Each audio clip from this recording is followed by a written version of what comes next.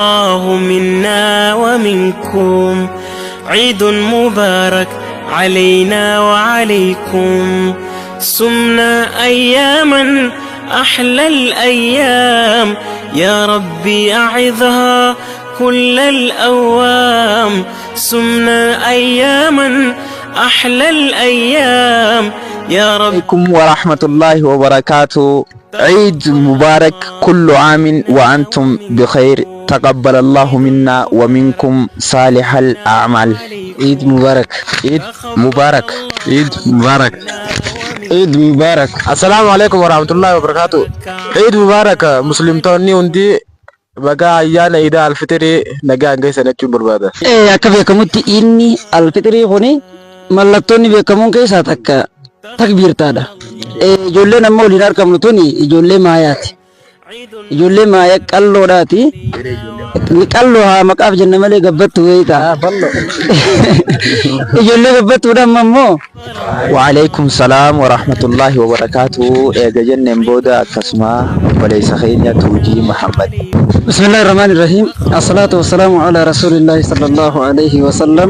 صلوا على النبي صلى الله عليه وسلم. الرئيد أمير قويا رانتنا قوداف باية قمنا أنا قفصون تاي مسلمون هند الدنيا رجل قمدي ديرت اللي باني ركال مسألة ورا برنا خبره الدودا يجا warra gartee waan keessa baanis dagachuun gaarii mi baatiin dabarte tun baatii kudhata akka booda dhufti malee kudhata akka duran dhuftu baatii kudhata akkan tana keessatti ramadaana kana keessa qaama dhiqanne shaawara jaanii ni bar qaama dhiqannee baatiin tun yoggaa baate yoo dhukkeedhaan laaqqanne ijoollee gammanatti wanta taatanii eeyitanii mee gizee haati jiidhatti dibdee huccuutti heeyse gizee laga baate dhukkee laaqqatte facala haati haadhan aarsitu ijoolleen ramadaana kana keessa akkasitti ta'uubannee dhiqachaa baane gaafa ramadaanni beemmoo yoo ahwaalli keenya jijjiirame qabara bakkuma jirra nuti qaamaan bakka jirra ahwaalli keenya yoo jijjiirame rabbiin nutti aaraa warra rabbii keenya ofii gammachiisu rabbi nu haa taasisu ammoo takka icciitii hidhatte osoo salaatu jiru dubbii jajjabduu beektaa amma ganama kana subii wanti gallakkifama jedhan maqaa isaanii shayxaanni jechuudha.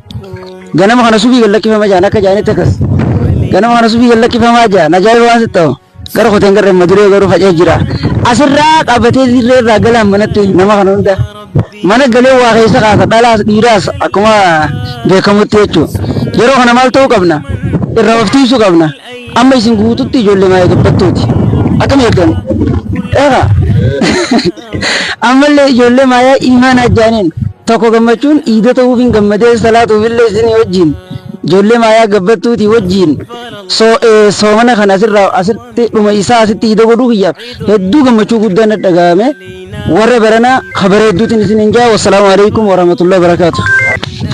Kunuwatugaa daawwattootaa fi hordoftoota keenya isinis dhaamsa amma akkatti nu dhaamamaa ture kana warratti fayyadamu naafi isinis rabbiin nu haa taasisu. Wassalaamu alaikum warahmatullahi wabarakaatu.